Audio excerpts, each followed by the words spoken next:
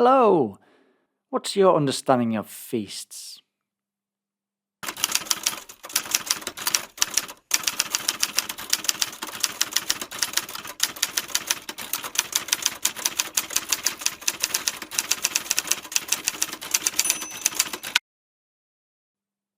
Well, here are a few questions on festivals that Jesus observed, but we may not.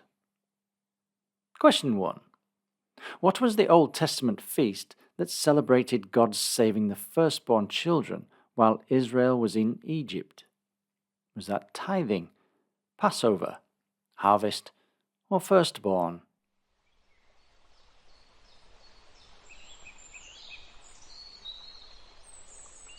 And that's the Feast of Passover, as explained in Exodus chapter 12. Question 2. What event is celebrated by Purim? Is it the Lord's bounty in the land, the journey from Egypt to Canaan, Israel's deliverance in the time of Esther, or Israel's deliverance from Egypt?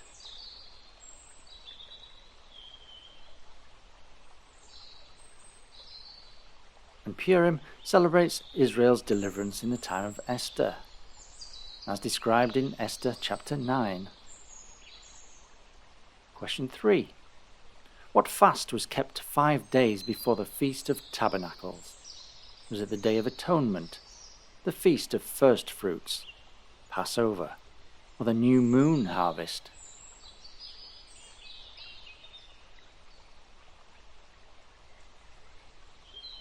And that's the Day of Atonement, featured in Leviticus chapter 23.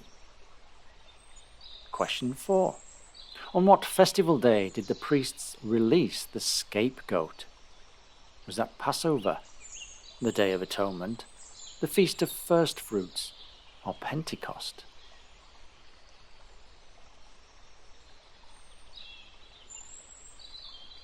And that's also the Day of Atonement in Leviticus chapter 16. Question 5. During what feast were all the Israelites commanded to dwell in booths? Was that the Day of Atonement, harvest, Feast of Tabernacles, or Feast of Booths?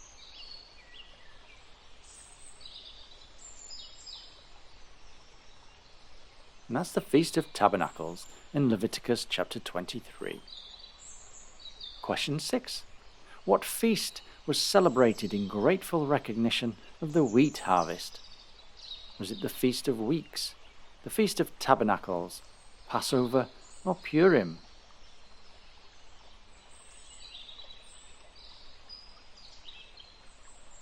And that's the Feast of Weeks, outlined in Exodus chapter 34.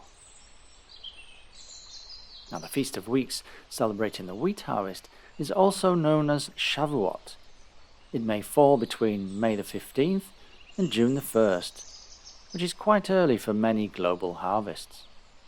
Its date is directly linked to that of Passover. The counting of the Omer, which are sheaves, begins on the second day of Passover and ends 49 days later. The Feast of Shavuot is the following day. This counting of days and weeks is understood to express anticipation for the giving of the Torah. In this picture, the rabbi, Torah, and Torah Ark occupy center stage. On Passover, the people of Israel were freed from their enslavement to Pharaoh.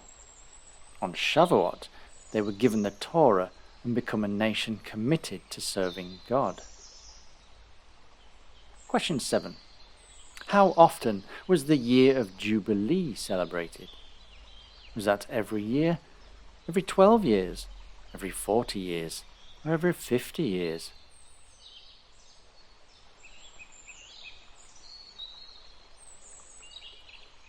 In the year of Jubilee, the holy year of reset, was every 50 years, according to Leviticus chapter 25.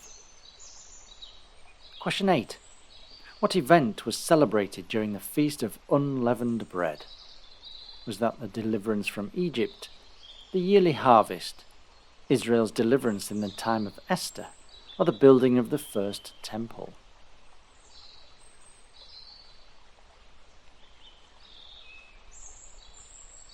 and that's the deliverance from Egypt in Exodus chapter 34. Question 9. What feast was celebrated every 7th year? Was that the Feast of the New Moon, the Feast of Sabbatical Year, the Feast of Dedication, or the Feast of Weeks?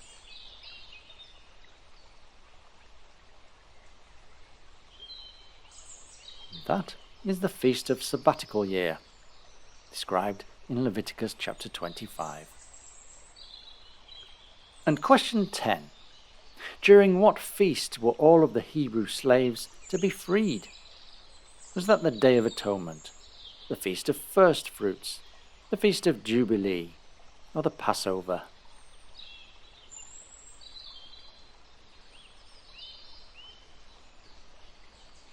And that's the Feast of Jubilee, once again in Leviticus chapter 25. So since it features so much, here it is, Leviticus chapter 25, from the World English Bible. Yahweh said to Moses on Mount Sinai, "Speak to the children of Israel and tell them, when you come into the land which I give you, then the land shall keep a Sabbath to Yahweh. You shall sow your field 6 years, and you shall prune your vineyard 6 years, and gather in its fruits. But in the 7th year there shall be a Sabbath of solemn rest for the land, a Sabbath to Yahweh. You shall not sow your field or prune your vineyard. What grows of itself in your harvest you shall not reap, and you shall not gather the grapes of your undressed vine. It shall be a year of solemn rest for the land.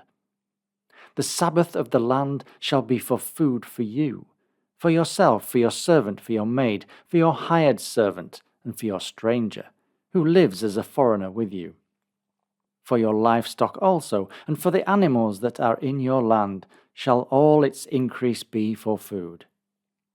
You shall count off 7 Sabbaths of years, 7 times 7 years, and there shall be to you the days of 7 Sabbaths of years, even 49 years. Then you shall sound the loud trumpet on the 10th day of the 7th month. On the Day of Atonement you shall sound the trumpet throughout all your land. You shall make the 50th year holy, and proclaim liberty throughout the land to all its inhabitants. It shall be a jubilee to you, and each of you shall return to his own property, and each of you shall return to his family. That 50th year shall be a jubilee to you. In it you shall not sow, neither reap that which grows of itself, nor gather from the undressed vines, for it is a jubilee. It shall be holy to you. You shall eat of its increase out of the field. In this year of jubilee each of you shall return to his property. If you sell anything to your neighbor, or buy from your neighbor, you shall not wrong one another. According to the number of years after the Jubilee, you shall buy from your neighbor.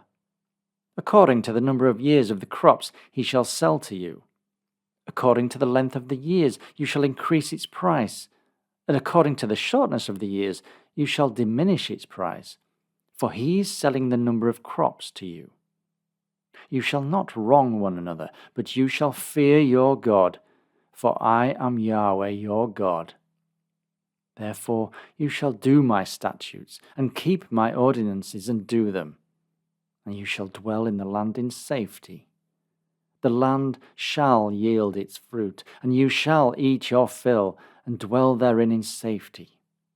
If you said, what shall we eat the 7th year? Behold, we shall not sow, nor gather in our increase. Then I will command my blessing on you in the 6th year, and it shall bear fruit for the 3 years. You shall sow the 8th year, and eat of the fruits from the old store until the 9th year. Until its fruits come in, you shall eat the old store. The land shall not be sold in perpetuity, for the land is mine, for you are strangers and live as foreigners with me. In all the land of your possession you shall grant a redemption for the land. If your brother becomes poor and sells some of his possessions, Then his kinsman who is next to him shall come, and redeem that which his brother has sold. If a man has no one to redeem it, and he becomes prosperous and finds sufficient means to redeem it, then let him reckon the years since its sale, and restore the surplus to the man to whom he sold it, and he shall return to his property.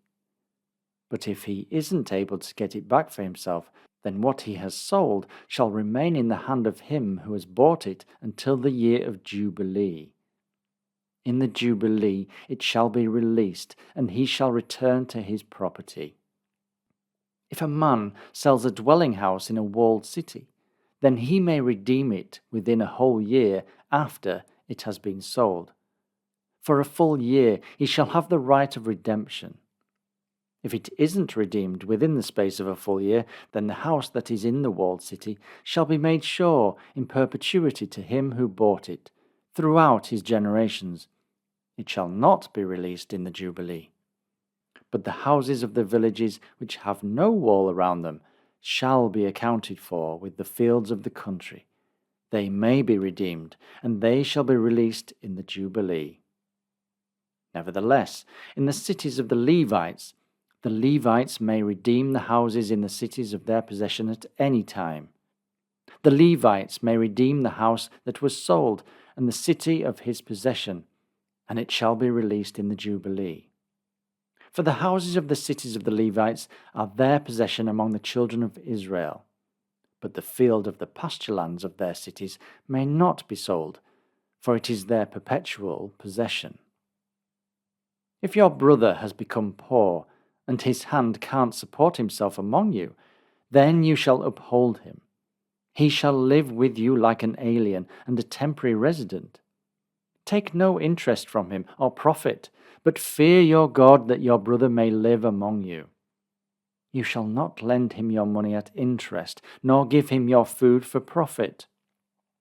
I am Yahweh your God, who brought you out of the land of Egypt, to give you the land of Canaan, and to be your God.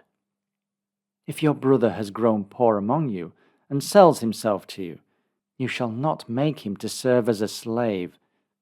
As a hired servant and as a temporary resident he shall be with you. He shall serve with you until the year of Jubilee.